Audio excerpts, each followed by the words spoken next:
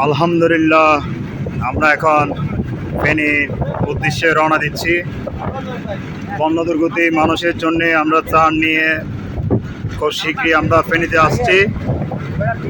ব্যবস্থাপনায় সকিনা বিল্ডার্স লিমিটেডের পক্ষ থেকে আমরা স্বেচ্ছাসেবী কর্মীরা আছি। আর সকিনা বিল্ডার্সের সকল পরিবার বক্তব্য আছে।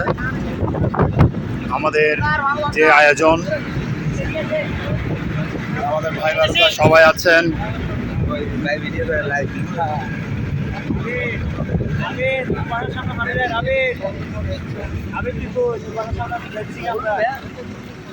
আমরা আমাদের জন্য সবাই দোয়া করবেন, আমরা যেন সঠিকভাবে পৌঁছাইতে পারি।